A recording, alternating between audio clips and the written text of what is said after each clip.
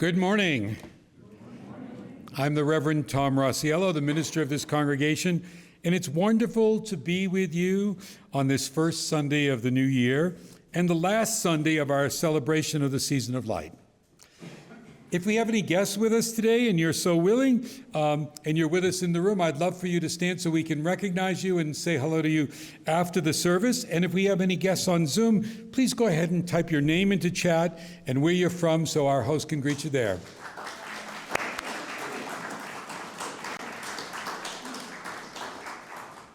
We're going to try something different this morning. There'll be a circle of chairs. We'll see where we can find us, sort of not in the sun, probably right off over here and to my right. And if you're new and don't know many people, or even if you've been around for a while and would like to connect a bit, rather than standing alone at coffee hour, we'd invite you to come over and sit down. I'm going to go right over there as soon as I grab my coffee and sit. Maybe some of our board members or other leaders will do the same. It's always wonderful to have an opportunity to chat. So remember that after the service if you're so inclined to do so. We also have a special guest with us. Well, she's not really a guest because she's one of our foundation governors and has become part of our fellowship. But this is her first time preaching and taking the lead in one of our services. The Reverend Hays Egan is a retired Presbyterian minister, mindfulness practitioner, and semi-retired organization and community development consultant. She was born in Montgomery, Alabama, lived in Europe, Puerto Rico, and Korea, and has spent the last 32 years in New Mexico. She has contributed to and published several books, including Empowering Ministry in an Ageist Society with Maggie Kuhn, founder of the Grey Panthers, and one that I'm actually halfway through. Hold the book up. Building communities of hope. And another book here, Moving Mama. I'm going to take them with me to the beach. And over the decades, Anne's faith has become increasingly synthetic, intersectional, with deep appreciation for the many paths to the divine. That sounds like a UU to me. She brings the additional benefit of being a near-fluent Spanish speaker. It's such a joy to present worship with you this morning, and would you all please welcome her to our pulpit. And Anne, would you join me up front?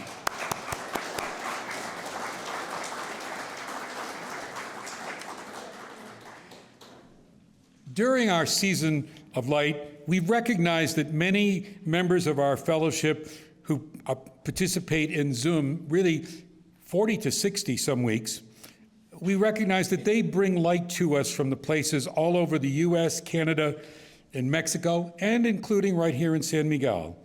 And we've asked them to symbolically light our chalice during this season.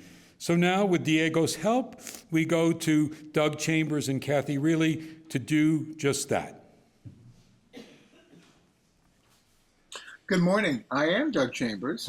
And I'm Kathy. We bring you light in this season of light from Berkeley, California, in the unceded territory of the Lishan. We thank them this year and every year for their hospitality. Blessed be.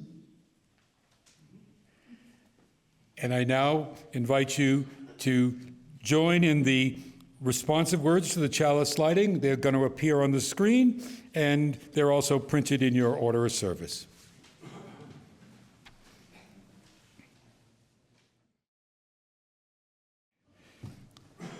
Candles, fire, and stars. These are the symbols of this most blessed season. Candles for banishing of darkness, fire to warm hearth and home, stars to beckon us, guiding our footsteps to the holiest.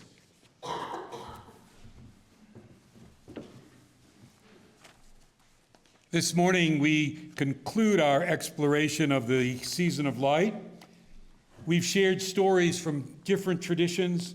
We've lit candles, lots of candles. We've dreamed of bonfires in ancient times. And today ours is the light of a star that's said to have appeared in the sky and guided 3 wise men, 3 kings, to the place where an infant who would change the world lay. Esta mañana concluimos nuestra exploración de la Estación de la Luz. Hemos compartido historias de tradiciones diferentes. Hemos encendido muchas velas, cada una esperanza. Soñamos con hogueras en la antigüedad y hoy nuestra luz es la luz de una estrella que, según se dice, apareció en el cielo y guió a 3 santos reyes magos al lugar donde nació un niño que cambiará el mundo. All the stories of our season of light are stories about a journey. The Greek goddess who holds the torch ready to guide folks on their journey. The journey of the sun returning after a time of ever-increasing darkness. The Christmas journey, the Posada, the journey of an older man and pregnant young woman traveling on a donkey to Bethlehem and finding no place to welcome them. The Hanukkah journey of the runner sent to get the oil to keep the holy lamp burning. And of course, the Epiphany journey of the kings following the star. All are journeys of hope, of courage, of faith. Todas las historias de nuestra temporada de luz son historias de un viaje. La diosa griega que sostiene la antorcha lista para guiar a la gente en su viaje. El viaje del sol que regresa tras una época de creencia obscuridad. El viaje navideño de un hombre mayor y una joven mujer embarazada que viajan del Puro a Belén sin encontrar un lugar para dormir. El viaje de Juanca, que corredor enviado a buscar el aceite para mantener encendida la lámpara sagrada. Y por supuesto, el viaje de la Epifanía de los Reyes siguiendo la estrella. Todos son viajes de esperanza, de valentía, de fe. In all these journeys, the light plays a central role. It lights a pathway. It pierces the darkness. It guides through uncertainty. It lasts even when we expect it to go out. En todos estos viajes, la luz juega un papel central. Ilumina el camino. Atraviesa la oscuridad, guía a través de la incertidumbre. Perdura incluso cuando esperamos que se apague. But these many weeks have been about more than the light in ancient stories. The season of light has invited you to claim your light. As the Magi did, follow it to the holy place. That holy place is within you. That light burns within you, and it is a powerful light, as powerful as the light in any of the stories we shared. Today, as the 3 kings approach Bethlehem, we explore where our star, our light can lead. Pero estas semanas han sido mucho más que la luz de las historias antiguas. Esta temporada de luz te invita a reclamar nuestras luces. Y como los reyes magos, los 3 santos reyes siguieron hasta el lugar sagrado entre nuestros. Ese lugar sagrado está dentro de ti, dentro de todos nuestros. Esta luz arde en tu interior. Es una luz poderosa, tan poderosa como la luz de cualquiera de las historias de compartimentos. Hoy, mientras los Reyes Magos se acercan a Belén, exploramos a dónde puede guiarnos nuestra estrella, nuestra luz. I invite you to open your hymnals to 259. We Three Kings of Orient are. We'll also have the words on the text. Lauren is going to lead us in singing the hymn, and great, I think we're set.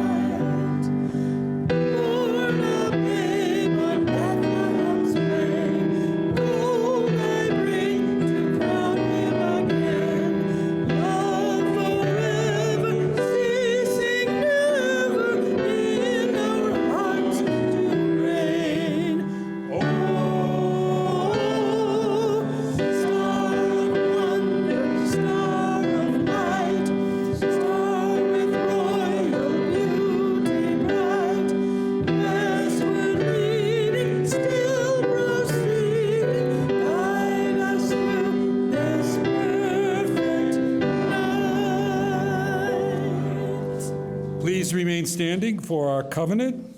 I'll lead you in English, and Anne will lead you in Spanish. We respect the interdependent web of life and work for a just and peaceful world. We encourage the search for truth and meaning, strive for compassion in our relationships, and seek values that will benefit our lives and the lives of others. This is our covenant. Respetamos todos los estilos de vida dentro de su red independiente y trabajamos por un mundo justo y pacífico. Alentamos la búsqueda de la verdad y la comprensión total. Nos esforzamos por mantener compasión en nuestras relaciones y buscamos valores que benefician nuestras vidas y las vidas de los demás. Este es nuestro convenio. Please be seated. Anne? Yeah.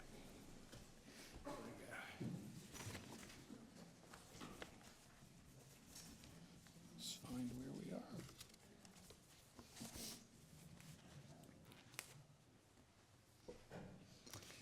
Ours is a caring community.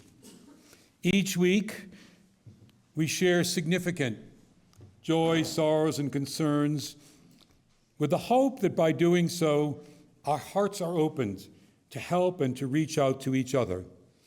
In the Talmud, it's written that when one shares a joy, the pleasure is doubled, and one shares a sorrow, the pain is cut in half. And may that be so for our community.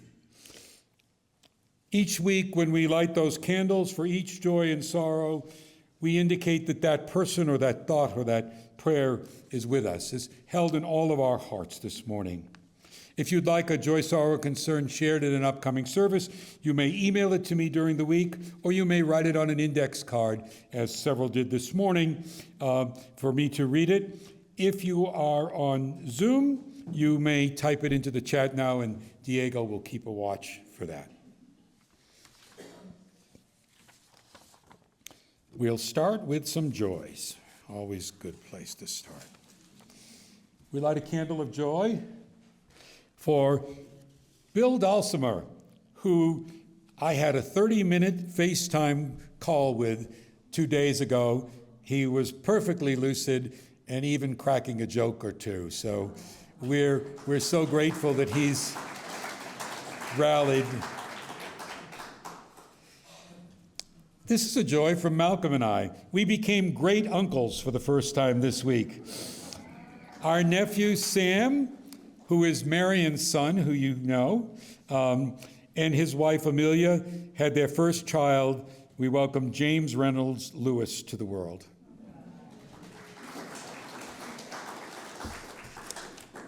We have a double joy about Mike Burnett. Today is his 76th birthday, and he's doing so well with his knee replacement, he was able to climb all those stairs to come in here. Yay, Mike.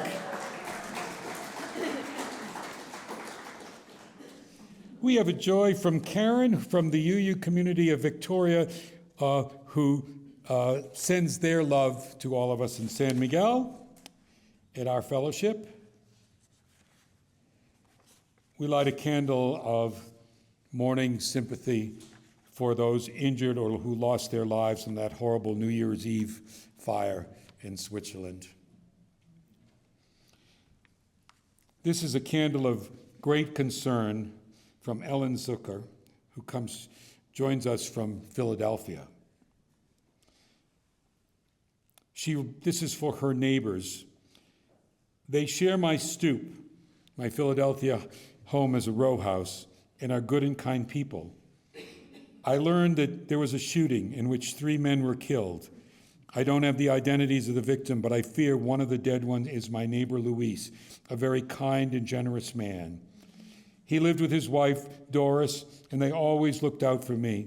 I'm devastated, but I feel particularly heartbroken for the 2 of them and their family. Our thoughts and prayers go out to all those people who are involved in that shooting.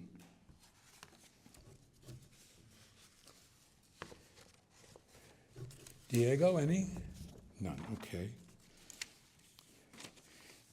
We're going to light our large white candle, the peace candle, particularly important this week, I think. We light it that for all those who've been killed, injured, or displaced, who've lost loved ones due to war, wherever that war was taking place. We pray for that ceasefires hold and a real and lasting peace in the Middle East, and for food and medical aid to reach those who are suffering. We pray for an end to war in Ukraine and for a just peace, for an end to war in Sudan and other conflicts in Africa and Asia. And on this Sunday particularly, we pray that war will not erupt in Venezuela. We light a Mexican candle. It's a candle that, for the Mexican people, many of us who are guests in this country wish to do this as an expression of our gratitude to them for their welcome and their hospitality. But we also light that candle as one of concern for them.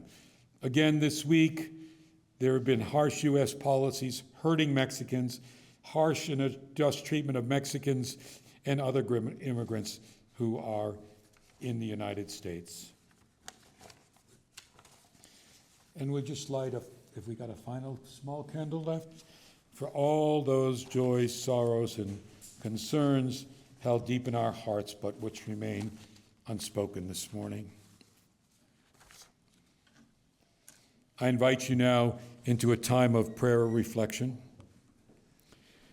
Spirit of community, in which we share and find strength and common purpose, we turn our minds and hearts to one another, seeking to bring into our circle all who need our love and support, those who are ill in body or spirit, those who are lonely, those who have been wronged. We renew our commitment to justice, fairness, and compassion for all people. We acknowledge that we are part of the web of life that makes us one with all humanity, one with the universe. May this time of shared joys, sorrows, and concerns lead us to a better understanding of our community and the precious gifts that we possess that enable us to minister to each other and strengthen us in our resolve to live the values and principles of our faith. I now invite those of you who wish to come forward and light a silent candle as witness to anything that's held in your hearts this morning.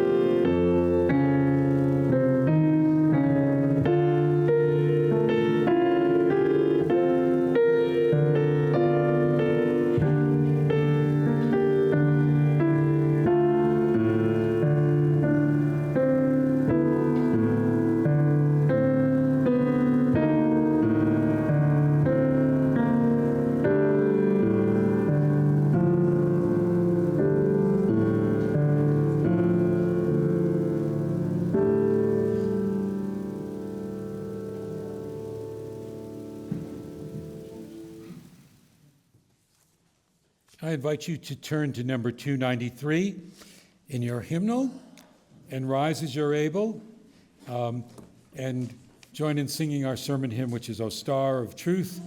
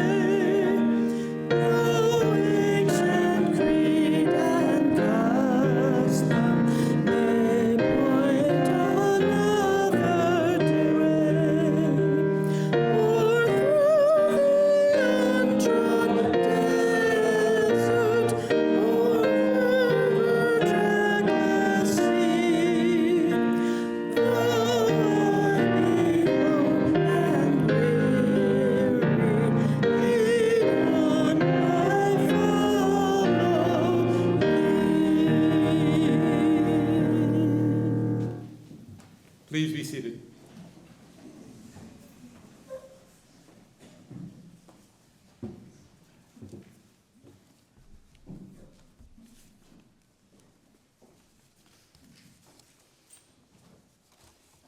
Good morning.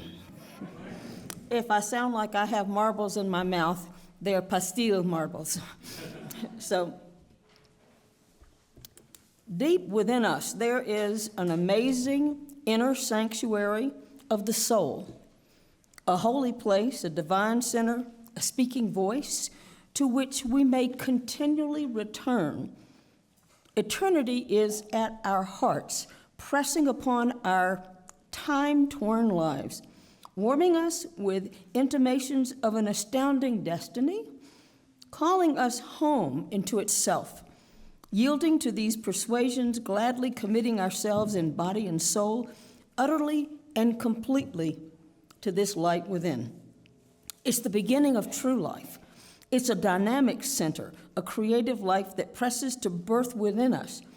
It is a light within. It illumines the face of God and casts new shadows and new glories upon the human face. It's a seed stirring to life. If we support it and honor it and give respect and listen to it, all of us who hear these words know about this inner light. And it's so much a part of the UU. And the basic response of our souls to this light is an internal adoration and joy and thanksgiving. And there's also an external adoration. If we're standing out, the first time I was in Taos, and I looked up and I screamed because it was a dark sky with no light pollution, and I'd never seen light like that. And I think we do that when we see a sunset, when we're just grabbed by the glory and the wonder of our natural world, and also of one another. And so this is a holy sanctuary within us. And these thoughts came from the Center for Action and Contemplation, except for Taos.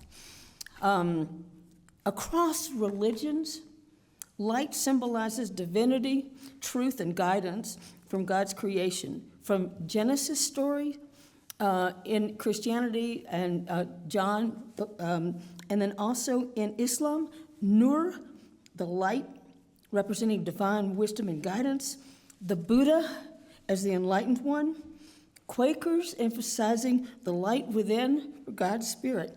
So many religious and spiritual traditions focus on this light. And the Religious Society of Friends encompasses a wide variety of beliefs and perspectives. Perhaps the most distinctly Quaker religious concept is this light within, the spirit that is God or the divine spark within each of us. Light that, as we attend to it, gives us guidance and helps us in terms of our living with others, connecting with others, this compartir. And it clarifies not only our inward nature, but guides us in terms of how we live in the world and what our gifts are and how we are called to share those gifts to make a positive difference. I'll just really quickly mention a few additional concepts in terms of light. We've got Christianity, we've got Islam. In Hindu, we have the Diwali, the Festival of Lights, an inner light, and then I mentioned Buddhism. So I want to ask you, were you transfixed when you first saw E.T.? I was, and I saw it a couple times, especially as E.T.'s finger is reaching out to Elliot, and the tip of it was all lit up, and he touched him, and I think there was a very deliberate sort of recapitulation of Michelangelo's Sistine Chapel in that. And the message was so powerful in E.T. We come in love. We come to share our light. We come to support you as you light your light. And that power of the indwelling light, la película E.T. estaba lleno de dichos sobre luz y compartir, incluyendo referencias a Michelangelo Capilla Sistine. As we wrap up this season of reflection about the light, it seems fitting that we consider how each one of us has our own light within, our own spark of divine light, that divinity within us, which we take with us wherever we go. And we can reflect on the people who have mentored us and supported us, and also reflect on what we have done to bring light and how we have mentored and helped others. So I'll tell you another little story.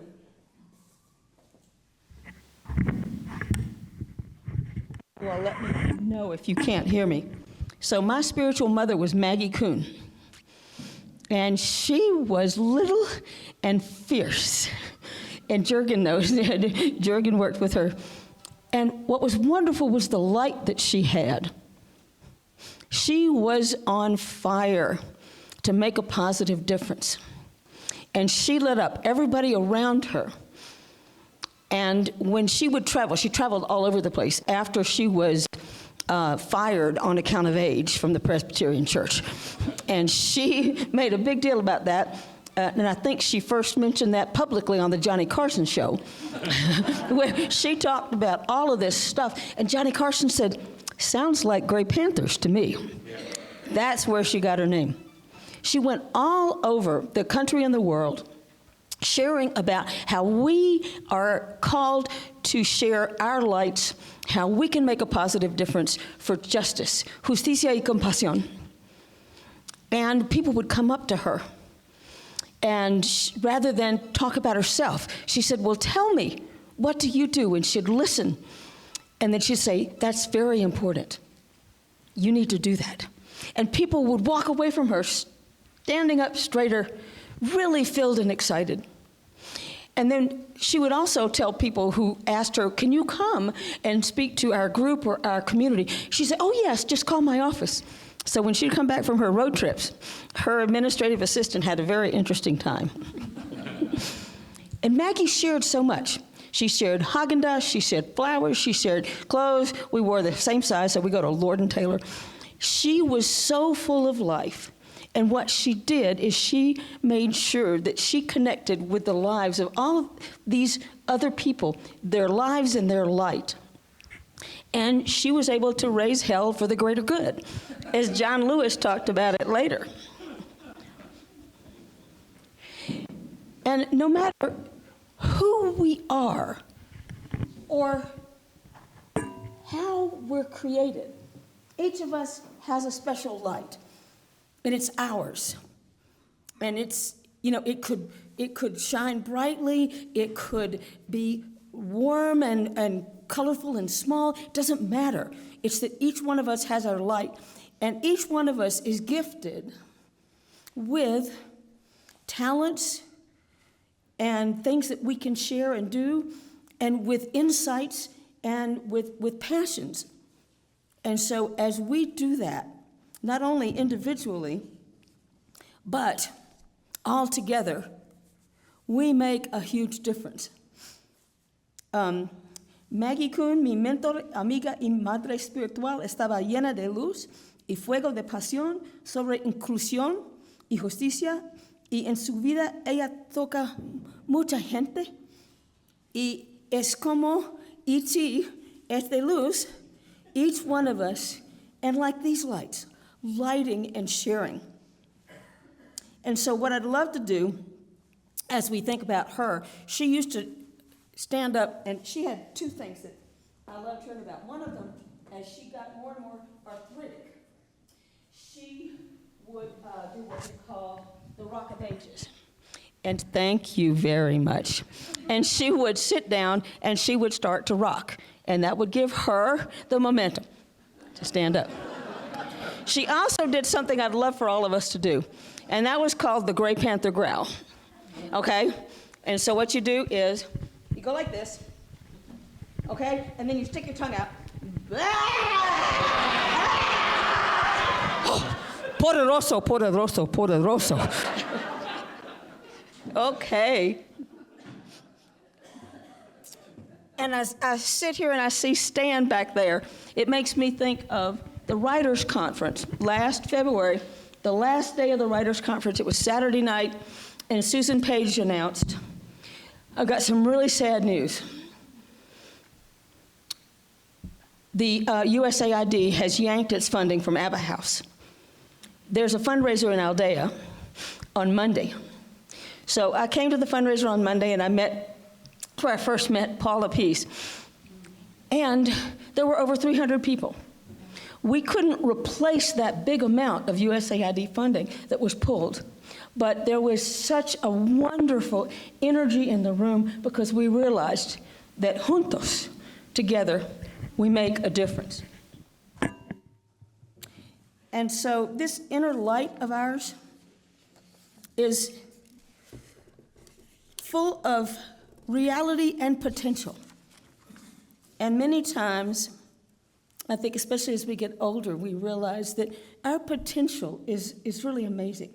And as we combine together, that is truly amazing. And it's part of what gives me hope in these times where there's so many wars, there are tyrannies around the world, and juntos. This wonderful Bishop William Barber, who started the Poor People's Campaign and the Moral Monday, he keeps talking about how together, he's like takes the messages from Reverend Dr. Martin Luther King. It's like today, it is so relevant. So we have this potential for building the common good. And it's always there for every one of us in our individual and communal lives. It's light against the darkness of human tyranny and abuse and war and evil. Esta luz de cada de nosotros es muy especial y muy necesario ahora durante estos tiempos de dificultades, de guerras, mal hechos y actos abusivos. And then there was the cellist that played in the middle of the street. You may have seen pictures and read articles. It was in war-torn Sarajevo. Samalovic was his name. And he caught the imagination of people all over the world for the 3 weeks that he played Albinoni and other pieces. He sat and played in the place where a bomb had destroyed a food pantry and about 20 some odd people who had died. And he brought the eyes of the world on Sarajevo. And then a composer named David Wilde wrote a classical piece in his honor called The Cellist of Sarajevo, which Yo-Yo Ma has played. Este chelista de Sarajevo toca su cello para semanas en el centro que estaba destruido durante esta guerra, pero sus canciones clásicos estaban como paves liberatora las alas. Closer to home, we have all of the amazing volunteer work being done by members of the fellowship.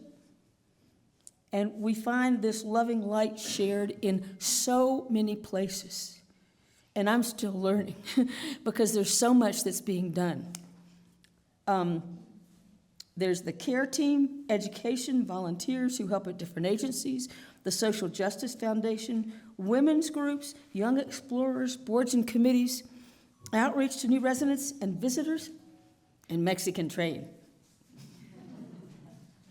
The way people stepped up recently to fill leadership posts on the UUFSMA Board of Directors, I think we've had a couple of conversations.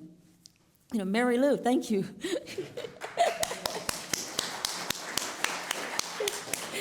And Malcolm, it was just,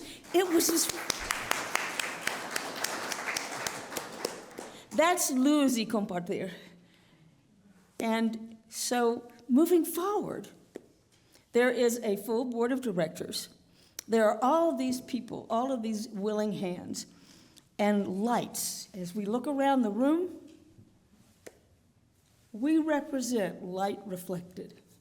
And the light together, whatever each of us can bring, it's important. Each of us brings our light, our gifts, our talents, and our passion to make a positive difference. And every single light counts. Este es un tiempo para la luz. Necesitamos la luz compartir para luz, amor, y paz. And now, I would love it if you would join me in singing something that many of us may have learned when we were really little about the little light. And it's number 118.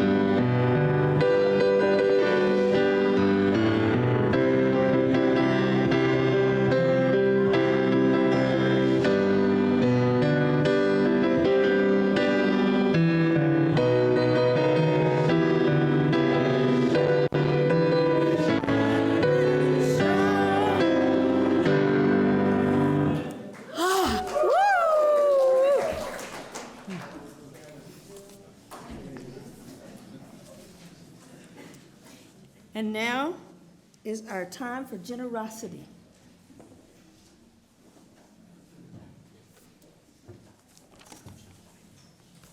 Hi, good morning, everybody. I'm a little taller than Anne.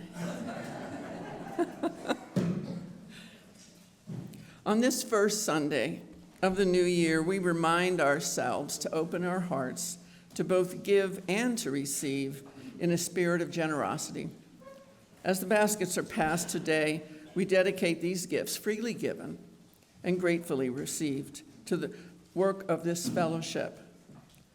We build honest, caring relationships across all lines of difference, growing in spirit and searching for meaning together and apart, promoting religious freedom, practicing compassion, and working for justice. May our gifts of time and treasure, the work of our hands and hearts, give power to all we stand for as a community of faith.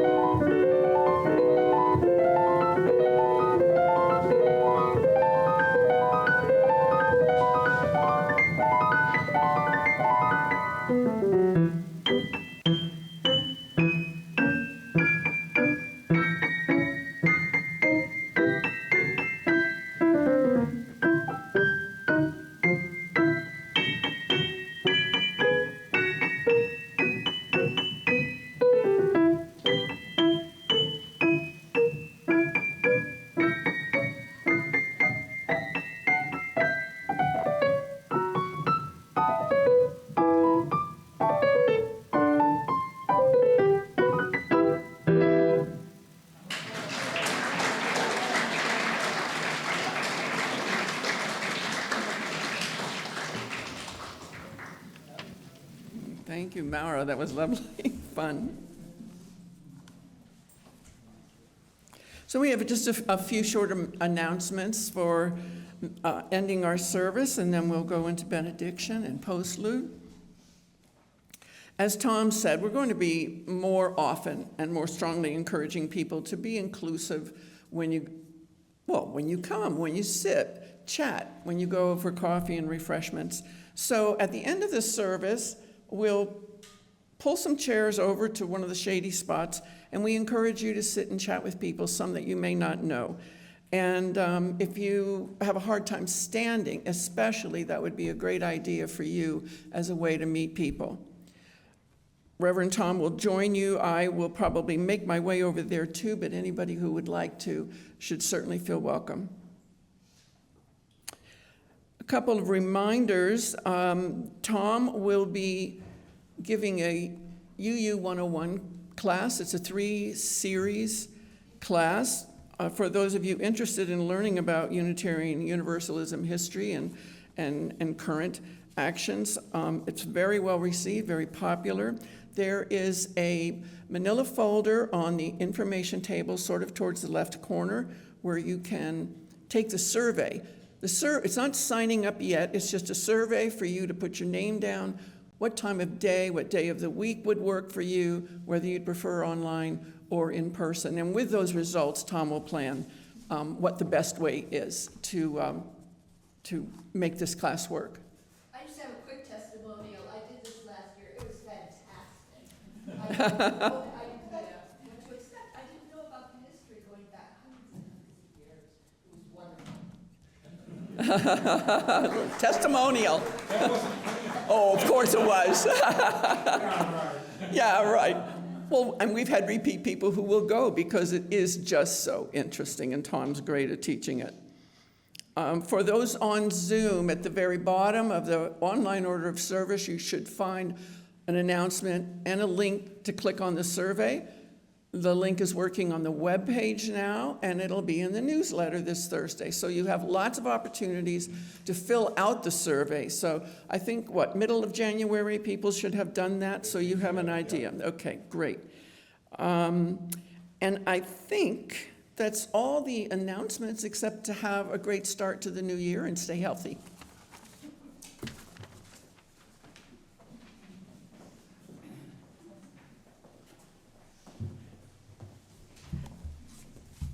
Let's see. Here we go.